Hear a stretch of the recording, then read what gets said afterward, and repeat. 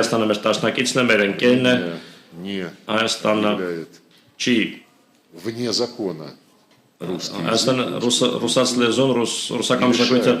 անօրինական չի հռչակում, օրինական իրավունքներից չի զրկում էթնիկ ռուսներին եւ նրանց, ովքեր պարզապես ուզում են ռուսերեն խոսել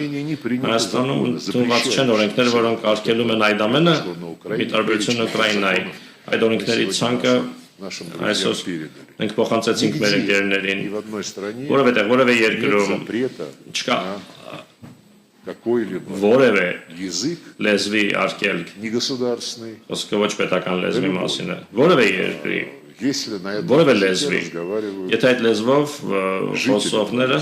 քո երկրի բնակիչներն են, մենք բացեցինք, որ Հայաստանում արգելված չէ ադրբեջաներենը, իմիջայլոց Ադրբեջանում, включая теперь и Карабах, այդ թվում այժմ նաև Ղարաբաղում, ժամանակությամբ Ադրբեջանի արգելված չէ հայոց լեզուն, իսկ այ Ուկրաինայում ռուսերենը արգելված է, Իսրայելում արաբերենը արգելված չէ, արաբական երկրներում иврит не запрещен. եբրայերենը արգելված չէ։ Украина уникальная. Ուկրաինան այդ առումով ունիկալ պետություն է, երբ մենք լսում ենք Заявление комиссара Еврокомиссии, Եվրահանձնաժողովի ընդայնման հանձնակատարի հայտարարությունները, по-моему, տեկին կարծես կոս ասում է իբրև ամբողջ Ուկրաինան կատարել է բոլոր նախնական պայմանները եւ կարելի է սկսել անդամակցության բանակցությունները на фоне того, что եւ այն фон дер Ляйен բանի ֆոնի, որ Ուրսուլա ֆոն դեր Լայենը, Կայա Կալասը եւ մյուսները հայտարարում են, թե надо ей помогать, պետք է օգնել Ուկրաինային, քանի մինչեւ որ հաղթի, որովհետեւ Ուկրաինան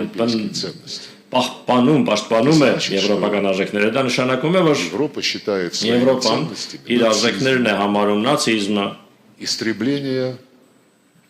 языка, на котором говорит большинство граждан. այն լեզվի ոչնչացումը, որով խոսում են տվյալ պետության Ուկրաինայի քաղաքացիների մեծամասնությունը, ինչ ուկրաինացման, Հայաստանի ինչ ուկրաինացման մասին կարող է խոսքը գնալ, Հայաստանը քաղաքակիրթ երկիր է, Вот. Но вы опубликуйте. դուք հրապարակեք ձեր հարցը ամեն դեպքում, Ответы мои не обязательно. իմ պատասխանները պարտադիր չէ։